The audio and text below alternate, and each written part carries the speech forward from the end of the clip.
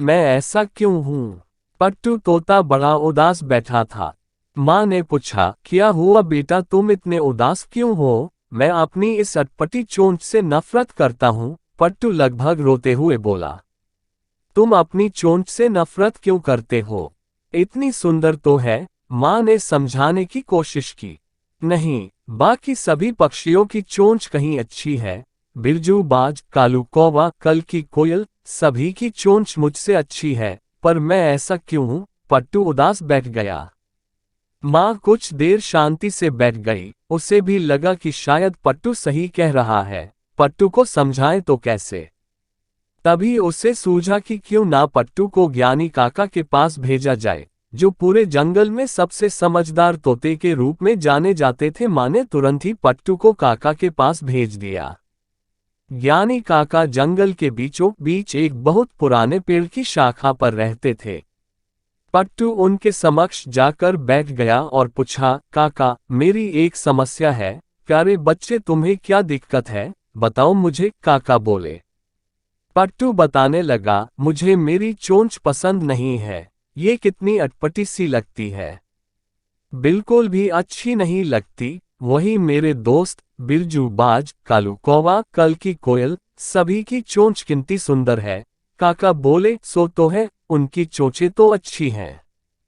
खैर, तुम ये बताओ कि क्या तुम्हें खाने में केचुए और कीड़े मकोड़े पसंद हैं? छी, ऐसी बेकार चीजें तो मैं कभी ना खाऊं, पट्टू ने झट से जवाब दिया।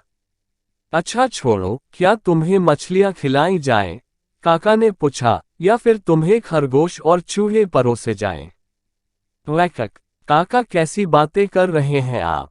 मैं एक तोता हूँ, मैं ये सब खाने के लिए नहीं बना हूँ, पट्टू नाराज होते हुए बोला। बिल्कुल सही, काका बोले, यही तो मैं तुम्हें समझाना चाहता था।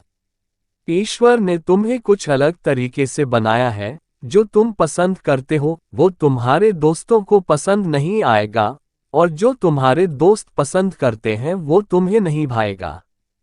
सोचो, अगर तुम्हारी चोंच जैसी है वैसी नहीं होती तो क्या तुम अपनी फेवरेट ब्राजीलियन अखरोट खा पाते? नहीं ना। इसलिए अपना जीवन ये सोचने में ना लगाओ कि दूसरे के पास क्या है क्या नहीं। बस ये जानो कि तुम जिन गुणों के साथ पैदा हुए हो उसका सर्वश्रेष्ठ उपयोग कैसे किया जा सकता है और उसे अधिक से अधिक कैसे विकसित किया जा सकता है। पट्टू काका की बात समझ चुका था। वह खुशी खुशी अपनी माँ के पास वापस लौट गया। पट्टू तोते की तरह ही बहुत से लोग अक्सर अपने पॉजिटिव पॉइंट्स को काउंट करके खुश होने की बजाय दूसरों की योग्यताएं और उपलब्धियां देखकर कंपैरिजन में लग जाते हैं। फ्रेंड्स, दूसरों को देखकर कुछ सीखना और कुछ कर गुजरने के लिए इंस्पायर होना तो ठीक है, पर बेकार के कंपैरिजन कर किसी से ईर्ष्या करना हमें डिसअपॉइंट ही करता है। हमें इस बात को समझना चाहिए कि हम सब अपने आप में यूनिक हैं, और हमारे पास जो एबिलिटीज और क्वालिटीज हैं उन्हीं का प्रयोग करके हम अपने जीवन को सार्थक बना सकते हैं।